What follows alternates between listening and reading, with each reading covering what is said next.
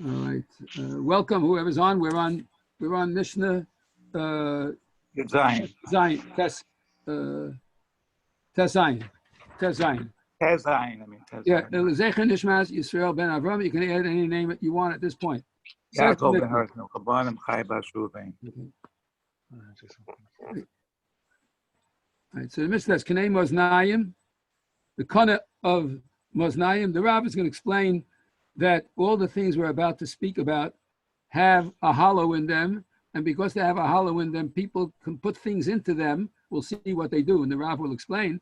And since they can put things into them, these are all receptacles, and since they're all receptacles, they're capable of being Mekabel Tumah. Says the Mishnah, Knei Moznayim, when it comes to the weights that come from a scale, and the mochuk, when it comes to that which is a measure that smooths out. Mochuk means it erases, but in this case, it's referring to something that smooths out a vessel at the top to make sure that whatever is being measured in it is an honest measure. That's called a mochuk. Mochuk because it smooths out the top.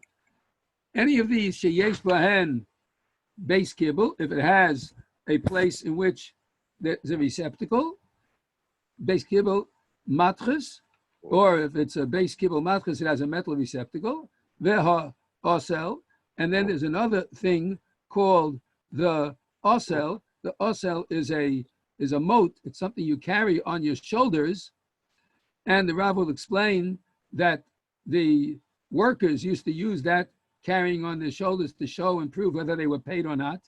Sheyesh bo beis kibul mo'os, and there's a place in this thing they carry on their shoulders to put money. V'kona shel ani sheyesh bo beis kibul mayim, and the long reed of a poor person who's carrying a stick, and it has a place to put water in it, or anything else for that matter. Umakel sheyesh bo beis kibul mezuzah, and a stick which has in it a place to put a mezuzah. Not literally, as the Rav will explain, but it's got a base kibul. Margolios, you could put a mezuzah in there. You could put margolios. Margolios means jewels. Hare elu tameim, because they have a base kibul, all of them are tamei. Va'al kulan Amar Rabbi Yochanan ben Zakkai, about all these things, Rabbi Yochanan ben Zakkai said, Oili im omer, oili im lo omer. Woe to me if I mention them. Woe to me if I don't mention them, because they're not necessarily used for good purposes, as the Rav is now going to explain to us. Let's take a look at the Rav. The Rav says, Knei Amoznayim means like this: Haramoim, crooks, people who are Ramai, like Lavan Ha'arami. Haramoim, Osin Oso Cholo. The crooks, they make the stick that holds the weights of the scales of justice on each side. They make the stick that holds them, the pipe that holds them, cholul, dug out, meaning to hold things. Umanichin b'chololo kesef chai, and they put into the tube raw silver.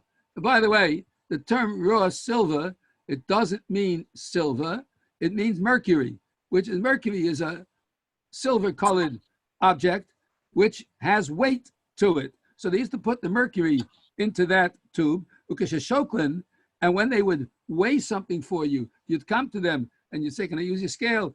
Help me. They charge you to use the scale, a penny, 2 pennies, or whatever it is. Or when they were selling something, they would weigh the scale, and then matin bekana ma'at, they move the kana a little bit to that side.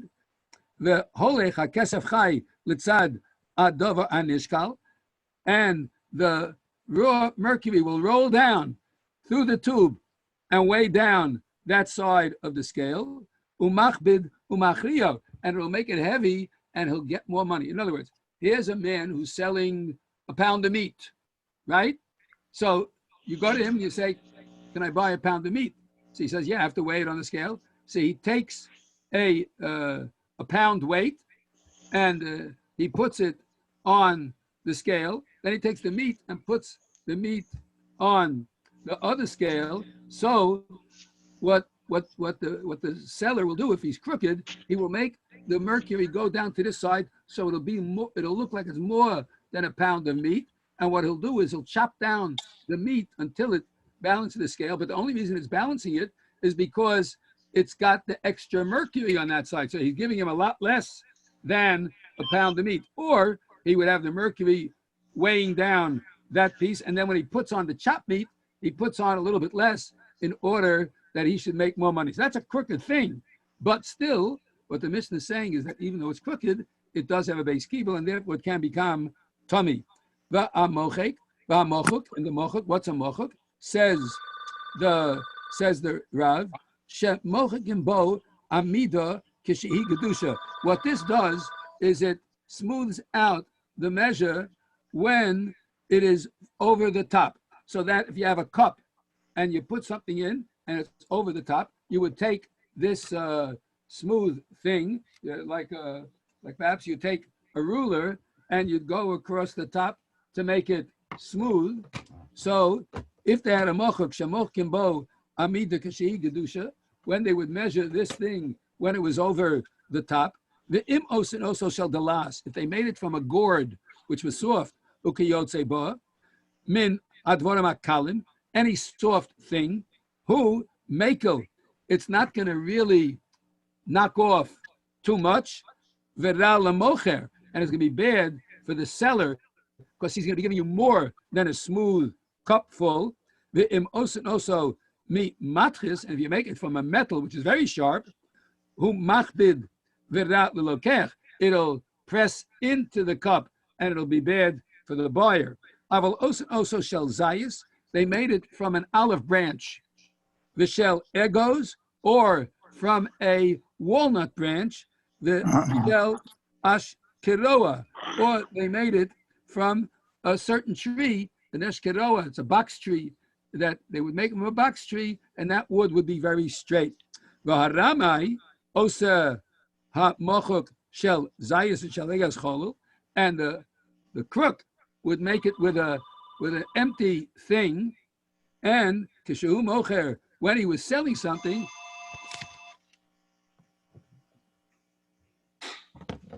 machnes bo matches kadesh yachbid, he would put something in there to make it heavier.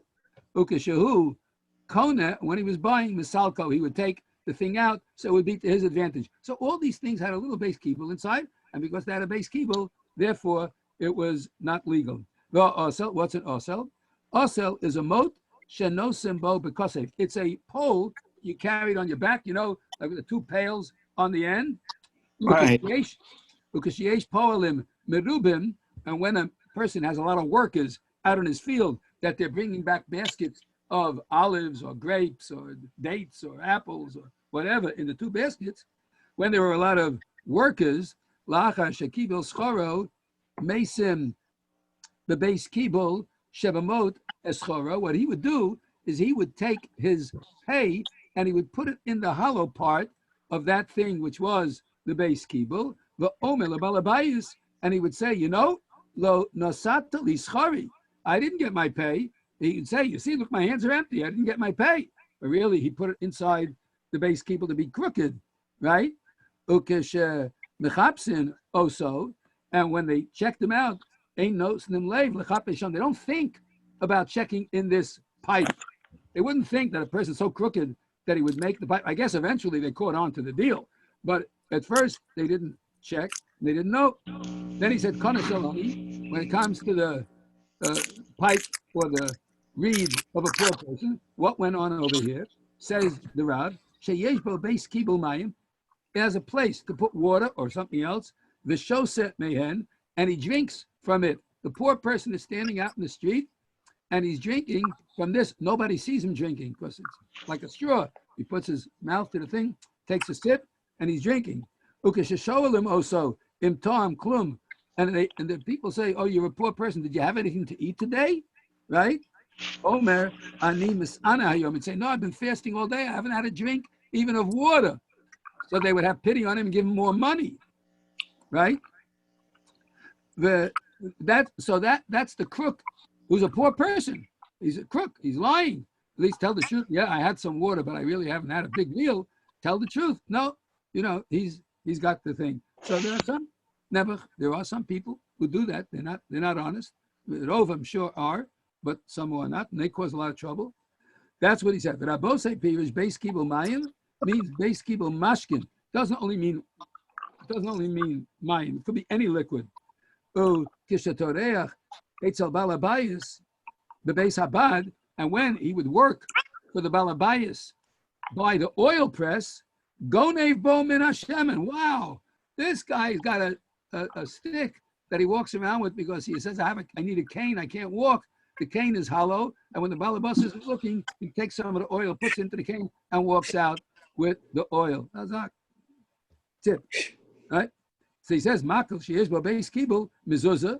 If it has a place to put a mezuzah umagolius or jewels, says the Rav, the osim bo kedei lignov bo es hameches. He does this in order to get away from paying the tax. Because if he comes in with his cane and he's got jewels in the cane and they make a tax on jewels, but he says, no, I have no jewels, they're not going to say what's in the cane. The guy's got a cane. He must have a bad foot, So Rabbi Yochanan ben Zakkai said, Oili im Omer, meaning, woe to me if I mention these things. Shema Yelamdu Mimeni B'nei Adam L'Ramos. If I mention this in the Mishnah, I'm worried people are going to read the Mishnah and say, "Oh, that's a good idea. I'm going to get myself one of those." You understand? And you're going to become a crook. But woe to me if I don't say it. Why? Shema Yomru Haramoim. If I don't mention it, the crooks are going to say, "Ain't Talmidei Chachamim Bekiyin b'Maaseh Yadenu." These Talmidei Chachamim, they're naive. They don't know what's going on, and they're going to try to pull the wool over the rabbi's eyes in the Beis Din. Umitochach. And then they're going to become bigger crooks than ever. Vilama Amram, why did he say them? Mishum, because the Pasuk in Hosea says, listen, Ki Yishorim Darkei Hashem, the ways of Hashem are straight. Tzadikim Yelchubam, the righteous walk in them. The Poshim Yikoshlu, and those who are negligent and are sinners, they are going to stumble and get lost by them, and it's to their woe. So this is why the Mishnah mentions all of these crookerai. You'd think the rabbis wouldn't know about this. Rabbis are pretty sharp guys sometimes, and they know. Some of us are pretty naive. Like I have two guys in the shul. The amazing thing, you laugh at it sometimes, but I have two guys in the shul. Very interesting. They sit in shul where they're facing me, and in the middle of Kriyas HaTorah, they take the siddur and they go like this. And they're talking like this. And I'm saying to myself, what are they kidding?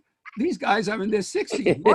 What are they? It's like in kindergarten. And did you see the rabbis looking at us? It's like a riot. Rabbis are very naive. They're very naive. They don't know, They don't know. What can I tell you?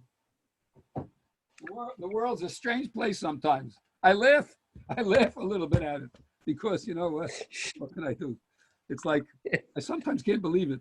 Hashem should bless us all. We should be smart enough to know that Hashem is watching. Don't worry about the rabbi. He's just a nothing.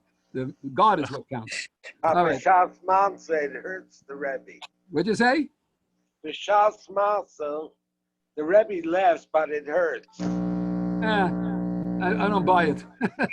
Let's go. We're on the Mishnah Berurah Siman Tuf Lamed Zayin. We're skipping ahead to Tuf Lamed Zayin, right? We have it on the board here? Yes. Okay, great. I can't see it because the picture's behind it, but that's no problem, as long as you can see it. I see Pharaoh. Okay, next. Okay, that's even better. You can read it off his forehead. Here we go. Siman Tuf Lamed Zayin. This is a famous situation, which of course it pertains to people who go to hotels, and this year it doesn't, but it belongs to people who rent houses. And if you're renting an apartment, you could say to yourself, wait a minute, this house belongs to that person. If the house belongs to him, just because I'm renting it doesn't mean I should do the bedika. It's his house. Let him come and do all the bedika. So who's the one who's chayiv to do the bedika? Says the mechaber hamaskir bayis lachavero. If someone rents a house to his friend, al mi chovas biur, on whom is the responsibility to make the biur chametz? Who has the responsibility? Says the mechaber. Hamaskir bayis lachavero litzorech yud. If somebody rents a house to his friend for the day of the 14th, umi menu ve'elech, and from that point and on, the kanohu be'echad me'advarim sheschiros karka niknabo, and they make a kinyan in the various forms. The Mishnah will explain various forms of kinyan, right? Which we do when we make the mechiras chametz. Hopefully, if we're allowed to, we'll do it that way. If not, we'll have to do it a different way. Im ad shalom asaloham avteach chol yudalid. If the 14th comes before the person who's renting it got the key, al hamaskir livdok, then the person who owns the house and is renting it to the other person, because he didn't give the key yet, that means it's still my property, and I have to do the search. The im misha masaloham avteach chol yudalid. But if the 14 comes after I gave over the key, then the one who has the key is obviously the balabas, and therefore ala socher livdok, the one who rents it has to make the bedika. Now comes an interesting question, and that's the next sif. Sif Beis says, asocher bayis mechavero biyudalid. Here's a fellow who rented an apartment from his friend on the 14th day of the month of Nisan. We already discussed that if he's given the key before the 14th, then it's his responsibility to search. If he didn't get the key till the 14th, it's the responsibility of the owner to search. Here's a Jew who rents an apartment on the day of the 14th. It wasn't his the night before. Now, the question is, Hamaskir bayis bechavero biyodalid. Here's a man who rents a house from another Jew on the 14th. Eino yodeya imu baduk, and he doesn't know. Did the man do a search? After all, the apartment was empty. I don't know if he made a bedika in this house or not. Maybe he did, maybe he didn't. I don't know. So do we say there's a chazaka that it was baduk? The terminology in the Gemara is cheskaso baduk or ein cheskaso baduk. Do we say that there is a chazaka?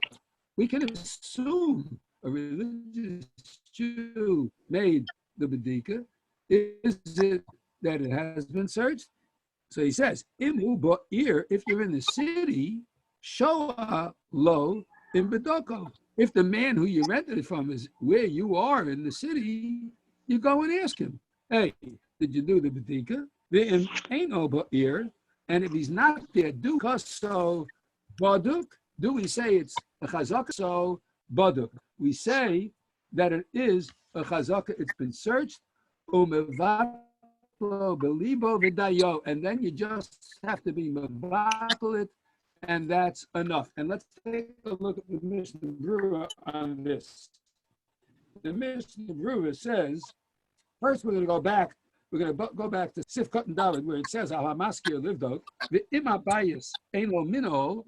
If there's no lock on the house, ala socher livdok, then the renter has to make the bedika. Kivan shehechzik bo be'echad midakei hakinyan v'hu pasuach lefonav lichnos bo. Since he could go into it and there's no lock, therefore he is the one who has to go in and make the bedika.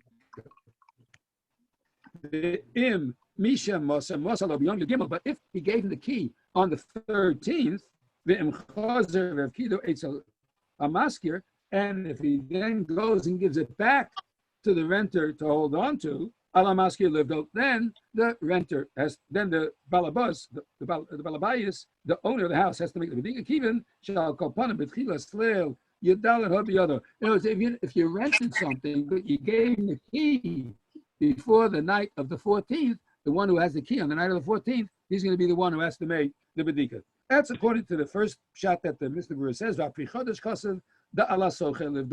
it's the job of the renter.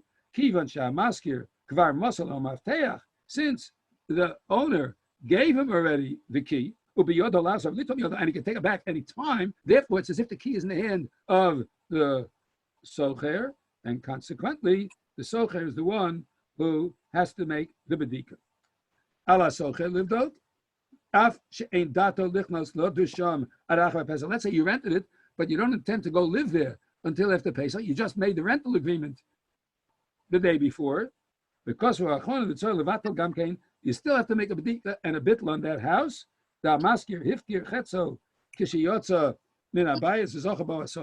Because when the maskir left the house, the owner, he made a bitl and he made it hefker. And since it's hefker and you took over the property, it now belongs to you. All the socher has to do is mevatlet, and the maskir also should be mevatlet. Now we come to the question: is there a chazaka that it was searched? Says the Mishnah Berurah Sifkat and Zayin, hasocher bayis mechaver biyudalit. V'tzaloma biyom yudalit. On the day of the 14th, you rented it, right? Oh, betoch leil yudalit achas shekvar av zman shoy yochol maskir livdog beisol bosos man, or it was so late at night that the person could not have made the bedika by that time. If the maskir is in the city, doesn't have to only ask the owner, he can ask the wife, do you know if your husband made a bedika, the children? Then he can ask somebody, they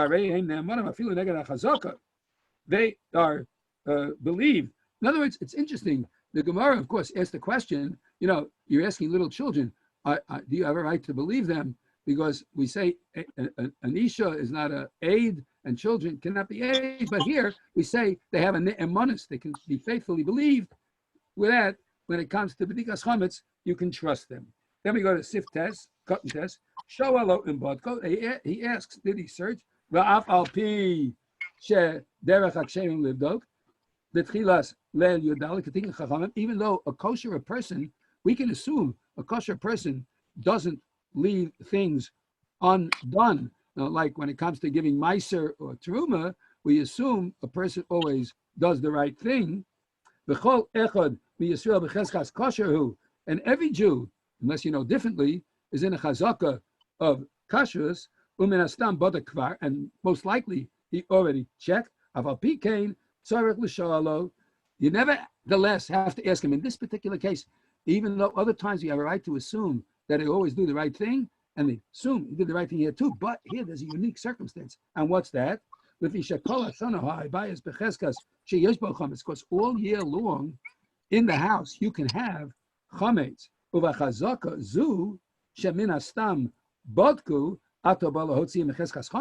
And you're coming along with a small little chazaka to take him out of a year-long chazaka, which is quite difficult. Where it's possible for you to clarify the issue, you don't necessarily rely on him. Even though it was left there by the owner and it's not yours, most